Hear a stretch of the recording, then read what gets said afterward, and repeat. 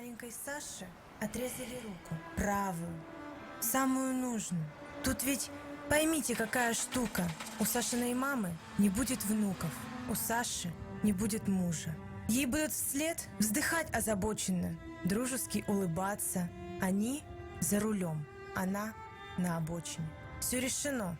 Хотя, между прочим, Саше всего 12. Саша не плачет, Саше некогда. Плачет за Сашу мама. Папа вздыхает, мол, время вода, все унесет, не знамо куда. Саша молчит упрямо. Маленькой Саше подарит протез добрый дяденька доктор. Он в этом деле известный спец. Так постоянно твердит отец. Только что Саше толку? Саша теперь не носит платье, правый рукав смущает. Саша терпеть не может объятия, ведь для такого мероприятия одной руки не хватает. В этой истории нет морали. Саше отрезали руку. Ей помогали, спасали, врали. Только вот смысл в том был едва ли. Боль — это тоже наука.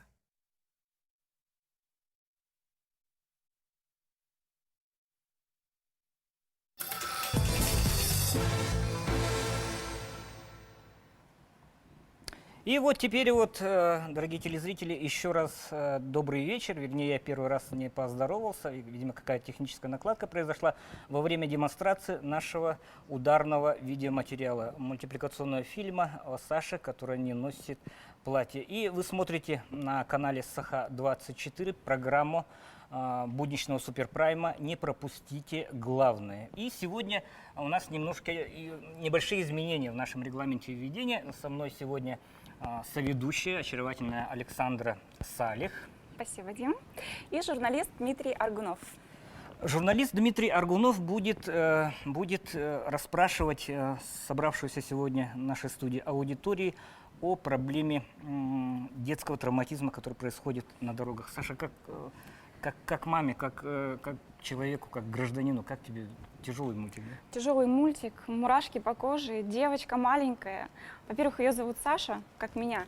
И самое ужасное то, что маленькая девочка больше не будет носить платье. Ну, на самом деле, да, вот как отрезали кусок детства, получается. Художник даже наш, который рисовал вот этот мультипликационный фильм, к которому имеет прямое отношение наша, одна из наших сегодняшних ключевых гостей, Елена Владимировна. Стихи это вашей дочери. Да. Стихи вашей дочери и ваше личное отношение к этому. Ну, не сказать, что агитпропу, да? Учитывая то, что 20 лет я занимаюсь решением проблемы детского дорожно-транспортного травматизма, то, конечно, эта тема для меня очень больная, очень ежедневно волнующая.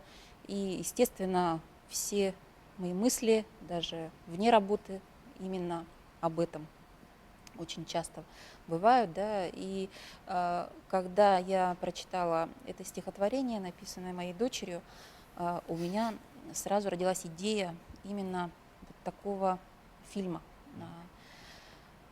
Что хотели мы в конечном итоге добиться этим фильмом? Достучаться до взрослых. А это получилось? Я думаю, что да.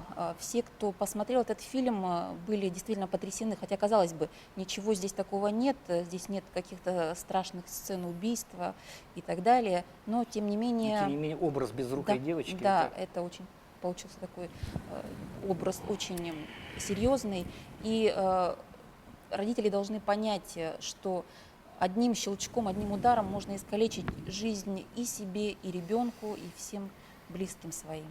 Ну, вот, хотя и тяжелый такой видеоряд, но все-таки он отражает истинное положение дел. Да, ежегодно очень большое количество детей гибнет в авто. И, Дим, вспомни про ролик, который был год назад, когда ребенок вылетел из окна. Это совершенно такое ужасное видео было, да, помните, вот, товарищ Исловый блог, когда мама держала на переднем сиденье годовалого ребенка, произошло столкновение, ребенок вылетел через лобовое стекло. Это, наверное, ни одного нормального человека не оставит равнодушным. Вообще, как уменьшить такое соотношение дел? вот эту печальную статистику. Вот над этим вы должны работать в первую очередь вы, конечно. Да? Вот с 1 сентября по 1 октября, да, когда проводится месячник безопасности на дорогах, когда возле каждой школы дежурят сотрудники дорожной инспекции, ну, согласитесь, что это резко снижает, скажем так, печальную статистику. Ну, госавтоинспекция, конечно, принимает целый ряд различных мер для того, чтобы снизить детский дорожно-транспортный травматизм, начиная от работы при надзоре за дорожным движением на линии, проведением мероприятий в образовательных учреждениях, проведением каких-то пропагандистских мероприятий для населения, для различных категорий участников дорожного движения, работу в средствах массовой информации и так далее, и так далее. Но, к сожалению, вот каждому участнику дорожного движения не приставишь по инспектору, да, и не установишь надзор за каждым, как говорится, нарушителем, не остановишь его за руку. То есть должно повышаться сознание нашего населения, и если говорить о детях, то в первую очередь, конечно, родителей, сознание родителей, которые в первую очередь несут ответственность за своего ребенка, за его безопасность, за сохранение его жизни и здоровья. Если мы в родителях все-таки найдем вот такого союзника по сохранению жизни и здоровья ребенка, то ситуация, я думаю, в конечном итоге должна все-таки измениться. Вот иллюстрирующий пример, да, Сашенька. До эфира мы с тобой разговаривали. Вот тебе нужно было, ну, допустим, через год, через два, допустим, тебе нужно будет с ребенком поехать куда-то в поликлинику там, или к бабушке, да? Мужа задержали на работе, ты вызвала такси. Спускаешься в такси, а там оказывается, что нет детского удерживающего устройства. Вот что ты сделаешь? Либо ты откажешься от поездки, либо как? Ну, к сожалению, мы всегда спешим. У нас такой век, что мы всегда в спешке, и, скорее всего, я сяду и поеду. Потому что, ну, действительно, Дима, у меня не было таких ситуаций еще. Потому что мои малышки 3 недели всего, и поэтому я даже не знаю, что будет. Вот. Я очень тонко отношусь вот к твоему материнству, к той ситуации, что у тебя будет расти малышка. Все-таки, Елена Владимировна, товарищ инспектор, когда огромное количество вот этих служб такси, да, они не оснащены. Вот утренний эфир наш, когда мама звонила и говорила, вот я отказываюсь от поездки, когда нет удерживающих устройств. Вообще, вот эти детские удерживающие устройства, насколько они снижают вот печальную вот эту нашу статистику? Ну, давайте я начну, наверное, Владислав Александрович продолжит то, что касается такси. Естественно, детские удерживающие устройства снижают риск получения ребенком серьезных травм и его гибели. Но здесь нужно говорить не только о наличии самого этого удерживающего устройства, но и о его качестве, о правильности его закрепления, о правильности закрепления в нем ребенка. Ну и действительно еще ряд других внешних факторов может иметь значение вот, в дорожно-транспортном происшествии в конкретном. Про такси, я думаю, Владислав Александрович скажет, что, к сожалению, сейчас ситуация сложная с здесь, такси. значит, ситуация в каком плане? Чисто нормативная, законодательная. Ну, все-таки в этом направлении работа идет. Будем надеяться, что законодатели разработают, будем так говорить, те механизмы воздействия на те же, вот если такси будем брать, да, конкретно, и обязуют, будем так говорить, эти службы иметь в обязательном порядке, в соответствии будет включен в закон, в правила дорожного движения, именно чтобы такси были оборудованы или имели при вызове, допустим, к лицу, который вызывает. Ну, давайте глядеть правде в глаза. Да? Мало того, городские такси, ладно, у них там крупные службы, да, вот эти дилижанс, стрела и так далее. Да? Возьмем межрайонные такси, да, которые в большинстве случаев это уазики, буханки. Да? Требовать с каждого вот уазиста наличие детских удерживающих устройств, ну, по-моему, пока рано говорить о стопроцентном, скажем, улучшении. Дмитрий, вот мы при проведении мероприятий по междугородним перевозкам сталкиваемся с тем, что современные автомашины УАЗ, они в основном оборудованы ремнями безопасности. И, соответственно, имеется возможность для установки детского автокресла, удерживающего устройства. Но другой вопрос в том, что недобросовестные перевозчики, они не беспокоятся о безопасности детей отнюдь. да, им главное заработать свои деньги, и поэтому формально они приобретают сейчас так называемые есть бескаркасные детские удерживающие устройства или элементарные адаптеры на ремень безопасности, которые, значит, формально позволяют избежать штрафа, но при этом не обеспечивают безопасности ребенка. Все-таки ситуация меняется. Таксисты стали приобретать вот такие средства, удерживающие устройства, но они не обеспечивают безопасность. И Всё равно еще здесь, хотел сказать. здесь можно сказать о том, что все-таки зависит и от населения. Каждый, кто собирается ехать, должен от перевозчика потребовать. Правовое Если- сознание людей Если, тоже. если все-таки перевозчики поймут, что они теряют клиентов, я думаю, что они изменят свои отношения. Елена Владимировна, скажите, пожалуйста, вот скоро мне нужно будет покупать кресло. Скажите, как отличить качественное кресло от подделки? И еще второй вопрос. Как часто нужно менять кресло по мере взросления ребенка? Спасибо, Александра, за ваш вопрос. Можно я вытащу рояль Кустав, да, наш? Да, конечно, можно. Да, у нас тут товарищи инспектора пришли с целым наглядным пособием, да? Ну, водрузим сюда. Да, давайте, Вот чтобы мы- качественное мы устройство, да? представим, Может, да? давайте покажем?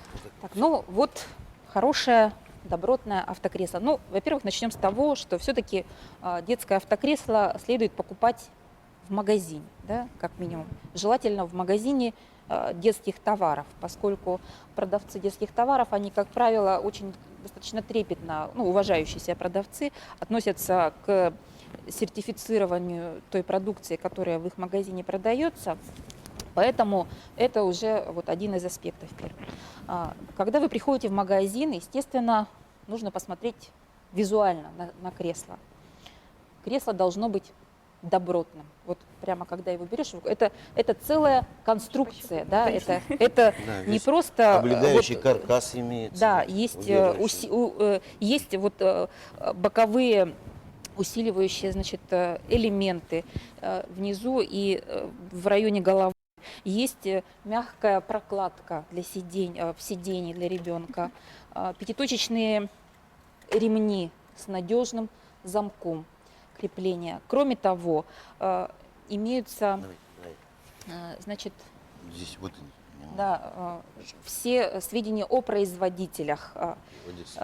Также имеется наклеечка вот здесь Соответствие о сертификации. соответствии сертификату европейскому, да, категория автокресла от 0 до 18 килограммов.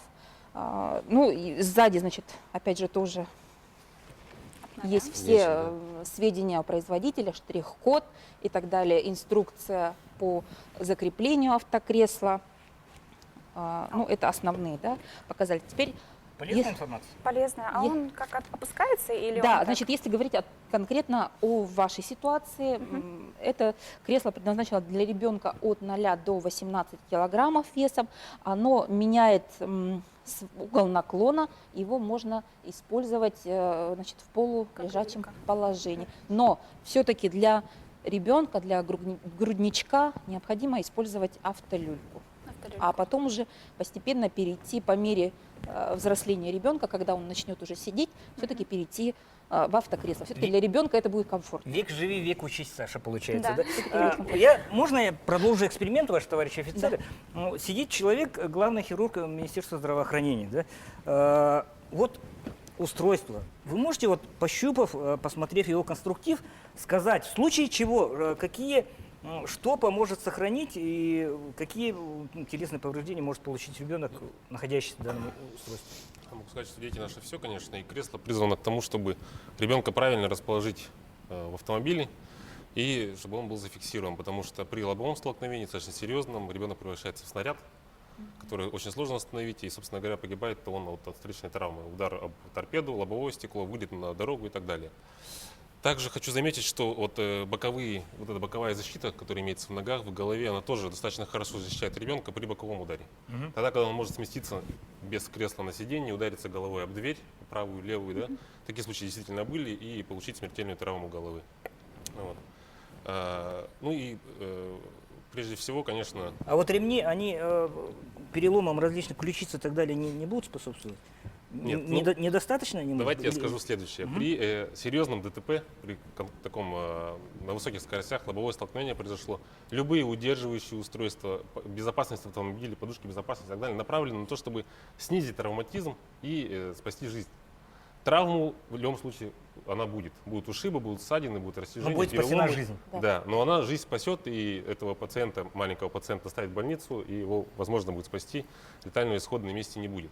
Вот. Что касается ремней безопасности автомобильных, допустим, да, которые вот, при ударе ломают шею и так далее. Пятиточный ремень, да, действительно, при ударе, если очень сильный удар, возможно, перелом ключицы. У детей кости очень не хрупкие, а эластичные, подвижные, скажем так. И перелом может произойти, но это меньшее горе, которое могло бы случиться. Вот. Я готов смириться с тем, что у моего ребенка будет там, перелом обоих ключиц при лобовом столкновении, зато он останется жив. Вот. И через 2 недели, собственно говоря, выпишут в больницу, он пойдет уже дальше То есть лечиться. летальных исходов не было, да? Нет, ну, я не могу сказать, были летальные исходы или нет. Я думаю, наверняка они были, конечно. Ситуации бывают разные. Вот. Но при частых ДТП, вот, потому что если ребенок не пристегнут, тем более сидит посередине, сзади кресел, да, скорость невысокая, городской трафик 60 км в час, встречный автомобиль 50. Общая скорость 120 и лобовой удар. Много не надо для черепа, там, допустим, ребенка или костей, внутренних органов, для того, чтобы произошел отрыв, разрыв, перелом шейного отдела позвоночника и так далее. То есть тех самых страшных травм, которые могут привести к летальному исходу. Вот. Здесь, конечно, оно максимально обезопасивает жизнь нашего маленького пассажира. Вот. И без него, конечно, ездить я бы не стал. Я за кадром даже скажу, где можно купить качественно. Я хотел бы представителям Следственного комитета, Надежда Викторовна, по статистике, вот те, ну, скажем так, возбужденные уголовные дела, получается, в вашем случае, да, которые касаются вот, непосредственно детей, вот что вы можете прокомментировать? Дополнение к инспекторам дорожного движения. Я вам должна сказать, что Следственный комитет занимается лишь частью таких дорожно-транспортных происшествий с участием несовершеннолетних, потому что в статистике следственных органов Следственного комитета нет таких преступлений конкретно, которые именно происходят с участием несовершеннолетних, именно касательно ДТП. Но вот один случай, который произошел буквально пару лет назад, вот он мне запомнился тем, что действительно здесь речь идет даже не о детском удерживающем устройстве, а, наверное, больше идет об ответственности родителя, который, собственно говоря, и стал, грубо говоря, причиной того, что произошло. Может быть, вы помните, на слуху было у многих жителей республики этот случай. В Булунском районе республики произошла эта автоавария. Водитель даже не автомашины, а водитель снегохода. Снегохода. Да. Компания, семья отдыхала на природе. И папа после употребления определенной дозы алкогольных напитков решил прокатить членов своей семьи и своих знакомых, значит, вот на том, на чем они туда, собственно говоря, и добирались.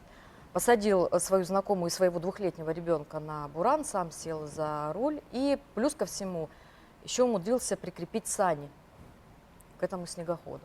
Ну, разумеется, когда эта вся компания поехала, начала кататься, там контроль был потерян над управлением, конечно, потому что, сами понимаете, что даже не всегда люди в трезвом уме могут справиться с управлением, да, потому что все-таки сложные метеоусловия и так далее были в тот день. Произошел съезд в кювет, и плюс ко всему это был не просто вот такой рядовой ДТП, а там стоял металлический прицеп. Получилось таким образом, что человек, который сидел, женщина, которая сидела сзади этого водителя, и его сын, они получили травмы, несовместимые с жизнью. 2 человека погибли. Вот такое уголовное дело мы действительно расследовали. Дело было возбуждено по факту ДТП. Вот. Ну, конечно, можно говорить о том, что все-таки отец понес, наверное, скажем так, Божье наказание, Божью кару, потеряв своего сына. Однако все-таки следователи наши пришли к выводу о том, что уголовное дело, расследование было завершено, он предстал перед судом, получил условную меру наказания. Вот такие случаи бывают, такими случаями мы занимаемся. Плюс ко всему, может быть, вы все слышали, также наши следователи осуществляют расследование уголовных дел по фактам... Надежда Викторовна, Да. вот режиссер буквально передает, считанные секунды остается. Мы обязательно вернемся к вашей статистике уже после рекламной паузы, которую прямо сейчас на канале Саха-24. Реклама – это святое.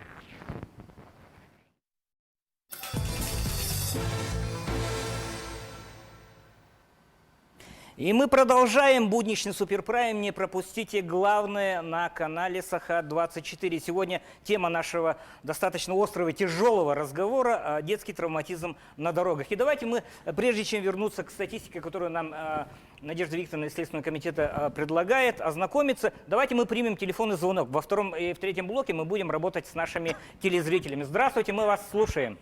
Здравствуйте. Я водитель с 33-летним стажем, работаю в такси. Так вот, у меня вот предложение. Почему бы не приобрести самим такое вот кресло? Они же покупают для своего ребенка там коляску, там всякое тому.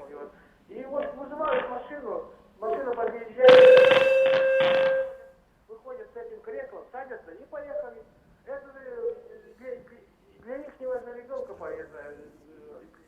Здоровье ихнего ребенка. Все, я понял вашу мысль. Товарищ водитель, он говорит, с 33-летним стажем и предлагает спасение утопающих, дело рук самих утопающих. Да? Мы обязательно к вам вернемся, к вашей статистике.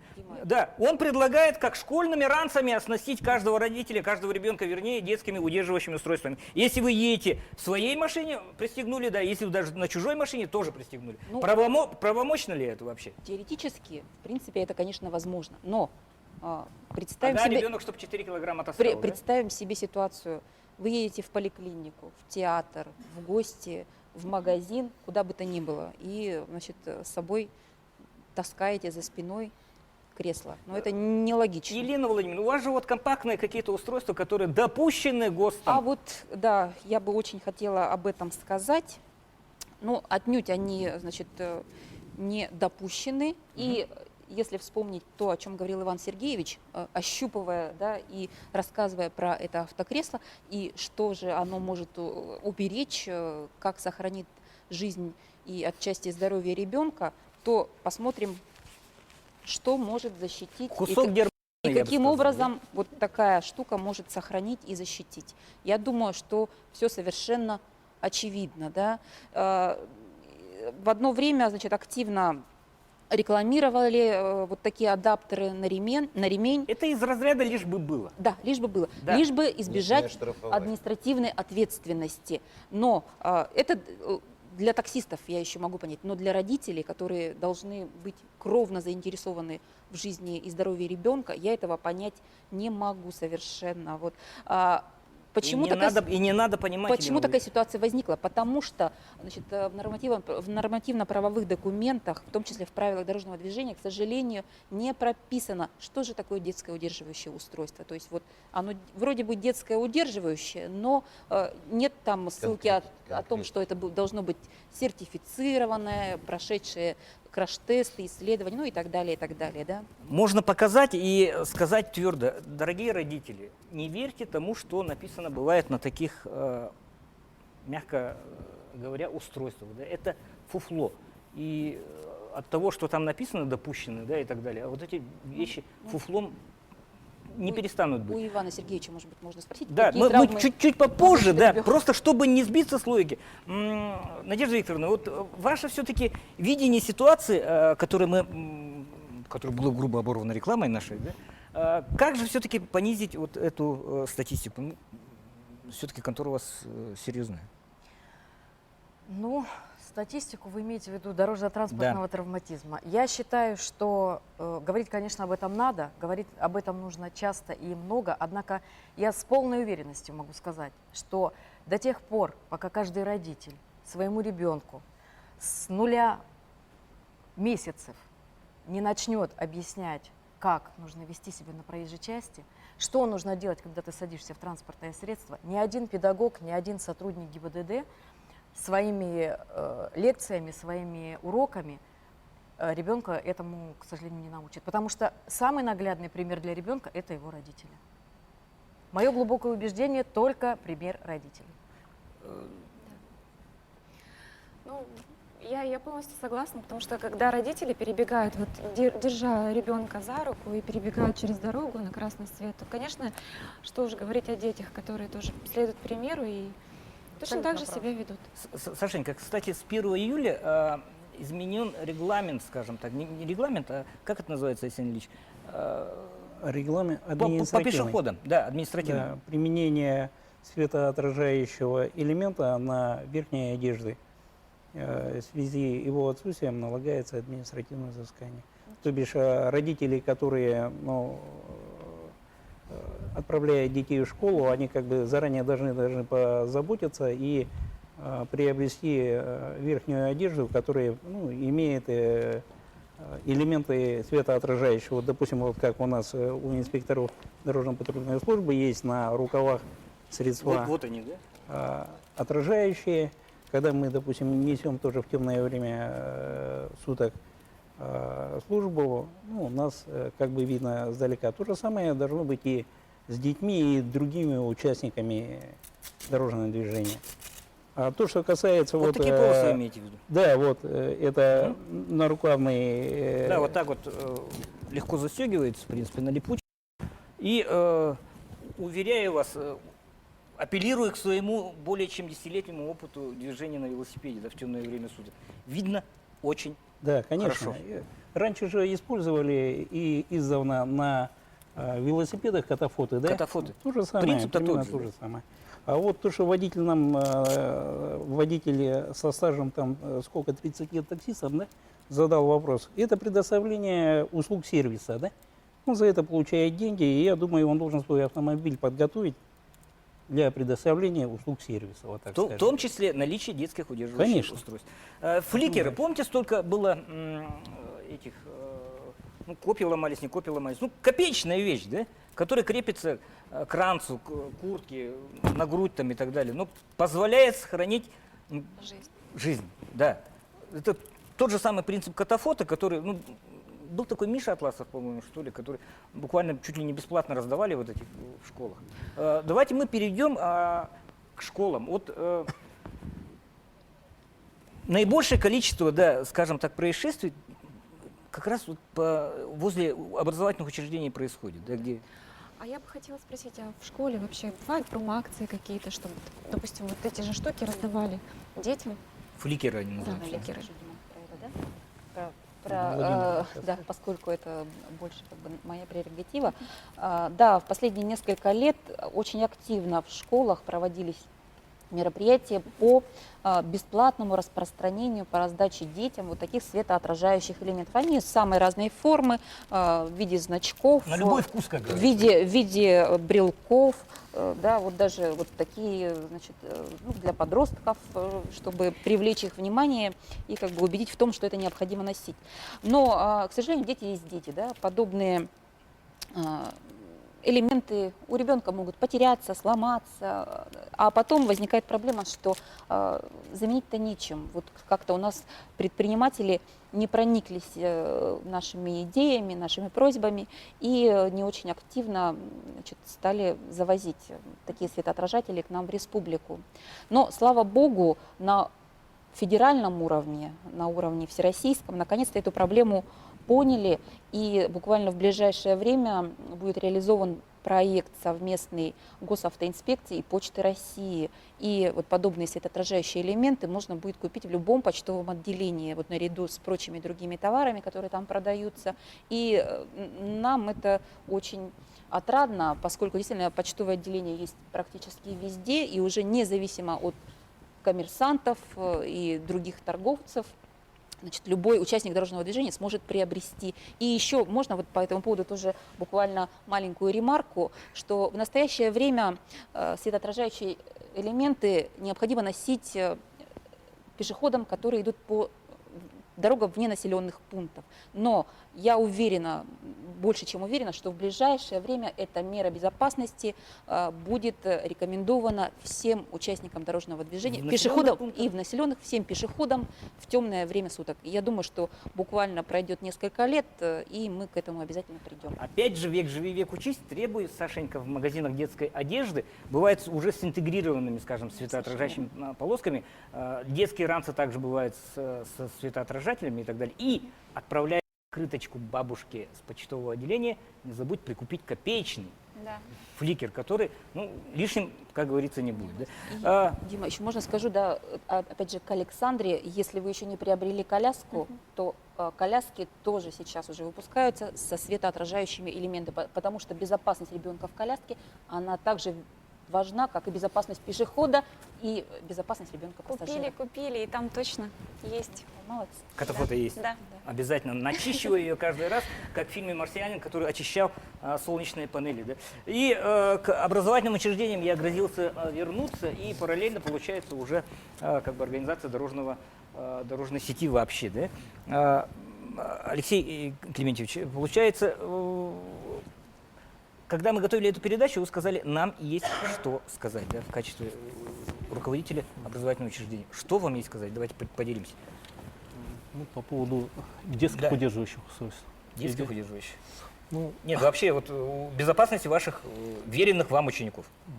От чего это может зависеть? ну, часть ответственности, конечно, лежит на родителях, но есть ну, вот, организованная перевозка детей. Ну, допустим, если взять город, вот, сейчас по городу бегает только 8 детских автобусов. И вот, ну, реально не хватает. Учреждений у нас в городе 50 только общеобразовательных, и получается, вот, ну, извоз детей, ну, имеются определенные проблемы. Определенно. Давайте мы примем телефонный звонок нашего телезрителя. Мы слушаем вас. Здравствуйте. Алло, здравствуйте. Здравствуйте. Почему вблизи общеобразовательных учреждений по пригородам должное внимание не уделяется, а также по уличному освещению? Насчет освещения, по-моему. Насчет освещения. Да? Мгм. Ну, прямо вот так вот можно, да? Ну, если брать мое учреждение, вот сейчас вот нам повезло, потому что происходит реконструкция улицы Ярославского, и наконец-то вот возле торгового центра Московский делали хороший тротуар. То есть от условий тоже много зависит. Если тротуар сидит в луже, то люди же будут проходить уже по проезжей части. То есть мы с этим боролись достаточно долго. Василий Ильич. Я вот хочу ответить на вопрос, который задали по уличному освещению. Ну, скажем так, что в населенных пунктах он должен быть везде, быть на всех улицах, должен заканчиваться по знаку населенного пункта плюс 100 метров туда. Конечно, это прерогатива органов местного самоуправления, обеспечение безопасности в темное время суток. Освещение должно также присутствовать обязательно возле образовательного учреждения. То, что касается пригородов, ну, конечно, есть улицы такие, где они отсутствуют, но в последнее время очень много принимается мер по включению их. Вот, скажем, даже вот такие участки, которые у нас по реконструкции шли, по улице Покровский тракт, Кальвица, Ярославского, буквально у нас отсутствовали освещения по улице Ярославского, а также включение светофорных объектов вблизи образовательных учреждений. Это 2-я школа, 26-я школа, все, наверное, помните, когда получилось так, что именно в День знания у нас они были отключены. И буквально 2-3 дня, но все же включили данные светофоры, ну, заработали. А так, конечно, эта проблема есть, она существует. По данному факту составляются акты, выдаются предписания. Мы без внимания такие моменты, конечно, не оставляем.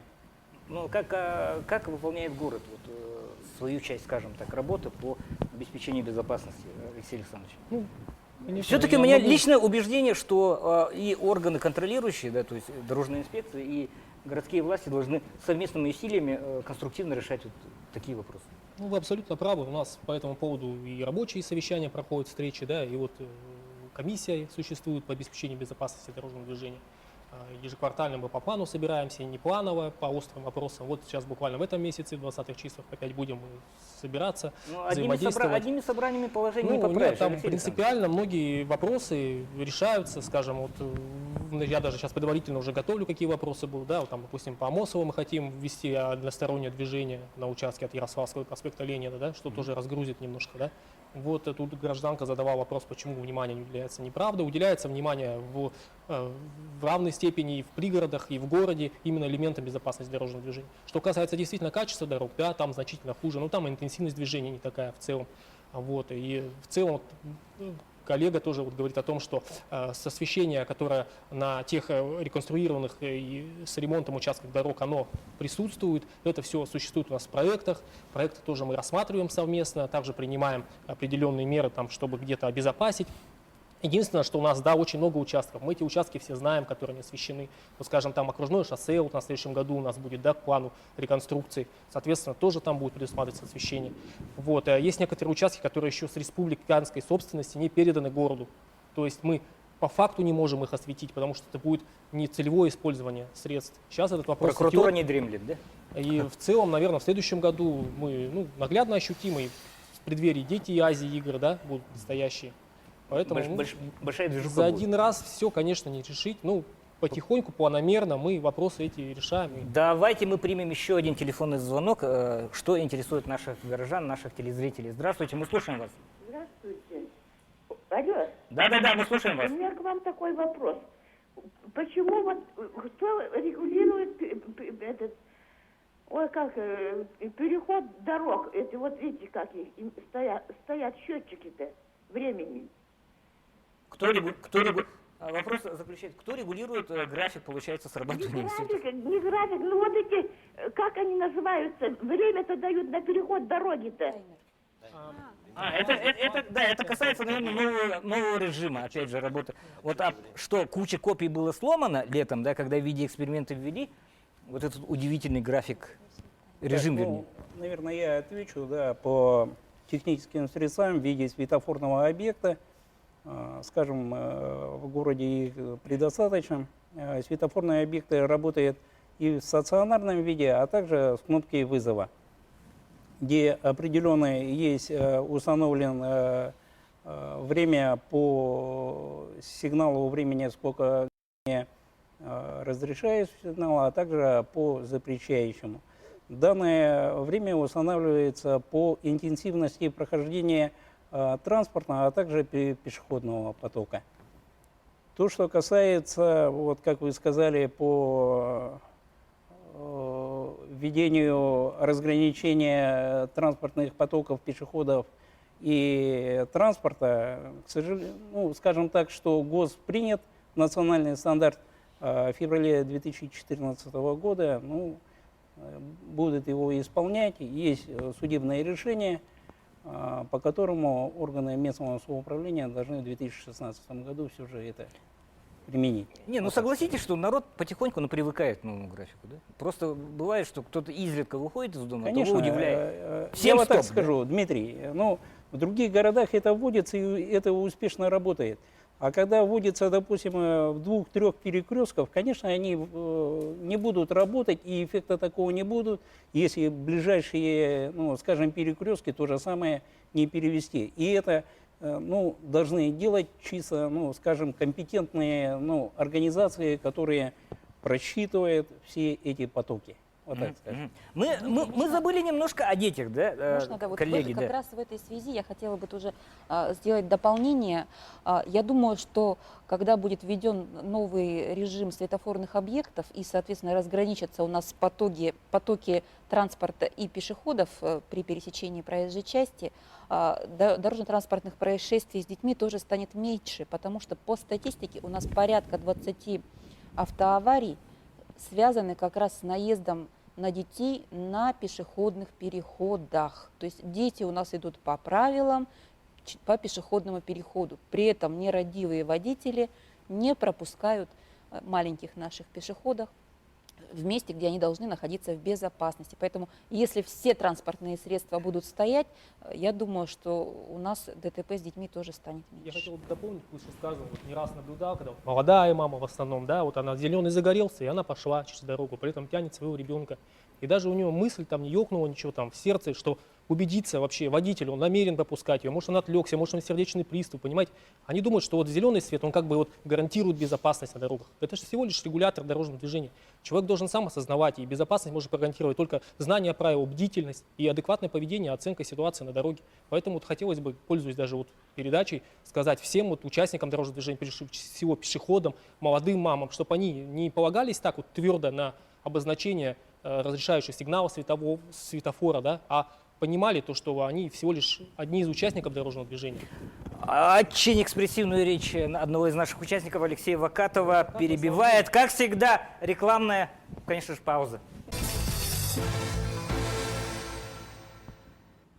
И мы продолжаем наш будничный суперпрайм, который называется «Не пропустите главное». И, конечно, для родителей, для всех горожан проблема безопасности собственных детей на дорогах нашего города, нашей республики остается одной из животрепещущих, согласись? Да, соглашаюсь. И доказательство этому телефонный звонок, который буквально прямо сейчас. Здравствуйте, мы вас слушаем. Здравствуйте. Здравствуйте. Я бы хотел такой вопрос задать. Говорите, говорите. И вот у нас есть перекресток Пояркова-Курашова. Да.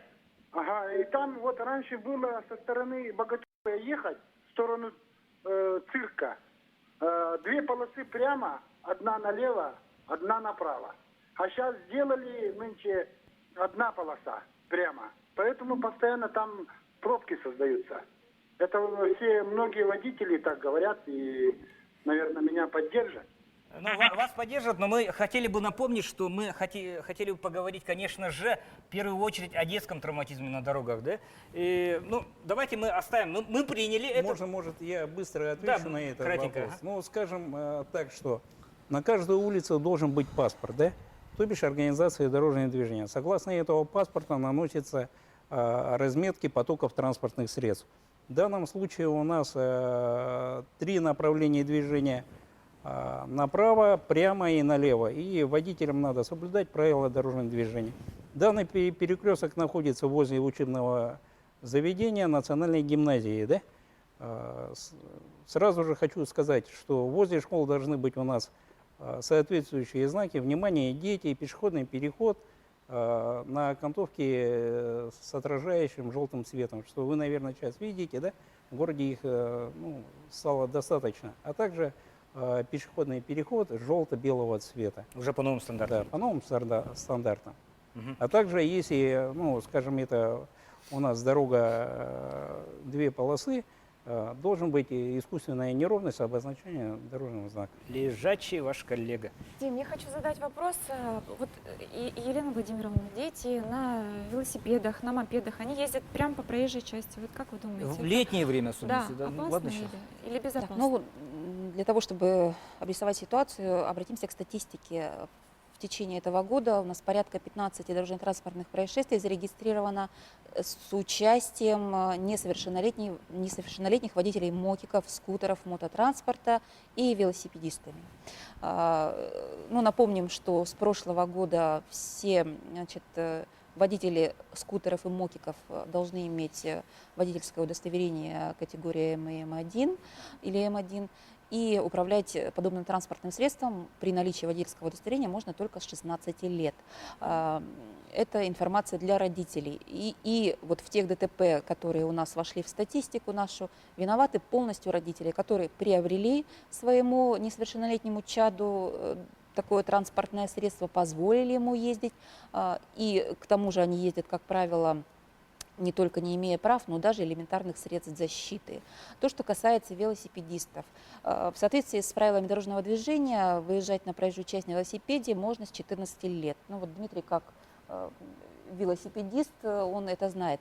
Но в условиях нашего города, все, я думаю, и водители, и пешеходы это понимают, в условиях интенсивности дорожного движения, в условиях узких дорог, в условиях отсутствие велодорожек, я думаю, что это верх безрассудства выезжать 14-летнему ребенку на проезжую часть. Поэтому мы категорически против этого.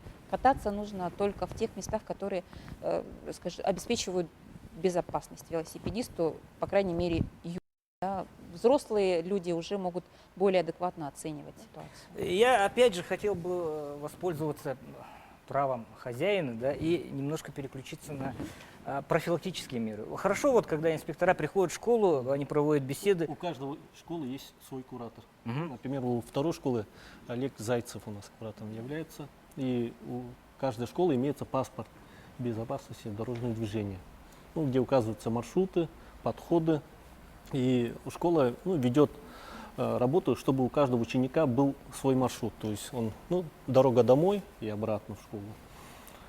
Вот, ну, такая работа ведется. Кроме этого идут конкурсы, смотры. Также, ну, хотелось бы участвовать. Это парадная часть. Да. Ну, согласитесь, это парадная часть. Да? Парадная. А вот смотрите, ситуация такая.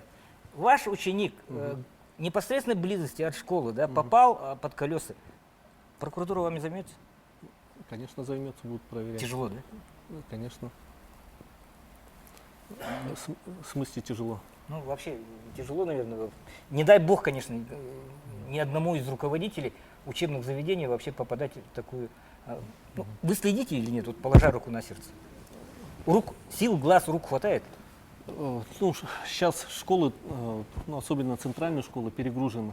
Мы работаем 2 смены. То есть дети учатся с 8 до почти 8 часов вечера, с утра до 12 часов. И получается нагрузка на школу колоссальная. То есть буквально первая смена уходит, приходит вторая. И вот самая трудная часть, это, конечно, вторая смена, когда, да, когда уже темно. И тут я хотел бы сказать, опять же, вернусь, вы не спросили, самую главную проблему — это извоз детей, вот, автобусы. Сейчас вот школы, классы перегружены, ну, за 30 детей. А вот автобусы, они, вот, сидящих мест у нас, которые по городу ездят, их 22.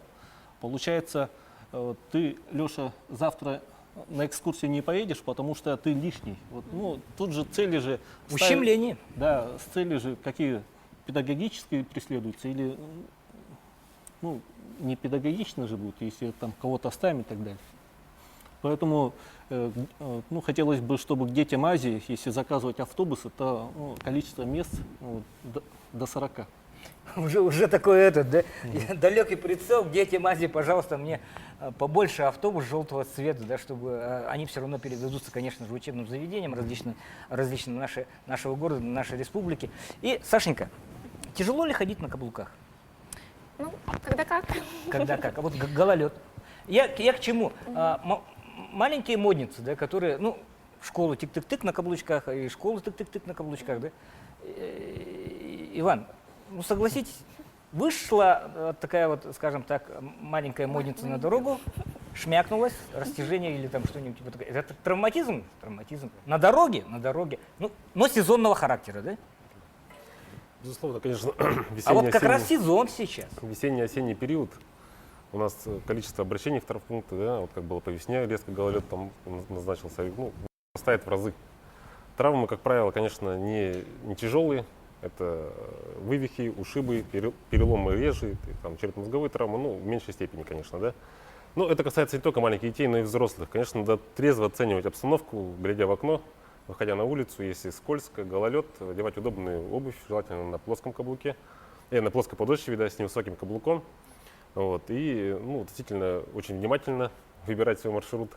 Вот, если есть какие-то погрешности, что боитесь удержаться, не устоять и упасть, то лучше, наверное, как-то поменять маршрут, обойти это место, потому что при падении вы потеряете больше времени, и средств здоровья, да, нежели будете обходить это место. Вот. При падении непосредственно, что касается, конечно, ну, говорить можно многое, нужно сгруппироваться, поджать руки и так далее, да, стараться там голову притянуть к животу, ну, в итоге падают, как падают все. И если человек стал свидетелем падения, вот, и первым делом, конечно, не нужно сразу подбегать к человеку, пытаться его поднять на ноги и так далее, потому что у него может быть скрытый перелом позвоночника, нижних конечностей, верхних конечностей. Нужно вызвать скорую помощь, человека положить, вот где лежал на горизонтальном положении. Если на улице холодно, как сейчас зима наступит, да, то минимально перенести в теплое помещение и ждать скорую помощь. Скорая помощь. Грустно, конечно, что последняя инстанция, куда следует обращаться, всегда является там станция скорой помощи. Да? Тем не менее, хорошо, что мы хотя бы затронули. Да, Александр Ильич, буквально 5 секунд. Буквально, да, вот то, что вот, нам главный хирург сказал, переобуть обувь детям и себе, да, то же самое мы рекомендуем водителям. Вовремя поменять протектора, то бишь шины поменять на зимние, а службам городского хозяйства вовремя убирать наши улицы и дороги. И посыпать, скажем так, песочком. Да. Да? Надеюсь, это происходит. Ну, соли у нас, по крайней мере, не так распространено. Спасибо нашей сегодняшней аудитории, что обозначили вот все выступающие. У нас получился курс такой молодой мамы. Да? Да. Вот, Саша, согласись, полезно было тебе получить ту или иную информацию? Полезно. Да? Я и теперь, честно, я задумалась о том, садиться ли к таксисту, если у него нет приспосабливающихся средств. Да, правильных. Да, причем, правильных. да? Да. Ну и не только, ну и насчет обуви, скажем так, я просто и в качестве мамы, и в качестве просто человека, да, правильно говорит Айсен Ильич, нормальный родитель, скажем так, отпускать вот такую вот маленькую модницу, да, вот на такие те-те-те, не стал бы в гололед и всем подобное. И я знаю, что все, которые здесь сегодня собрались, они все душой болеют вот за проблемы детского травматизма, которые происходят у нас на дорогах. И все предлагают максимум усилий, я знаю это, максимум усилий для того, чтобы вот этой печальной статистики стало в нашей жизни гораздо меньше. С вами была программа «Не пропустите главное». Ее вели Александра Салих и я. И Дмитрий Аргунов. И Дмитрий Аргунов. Увидимся.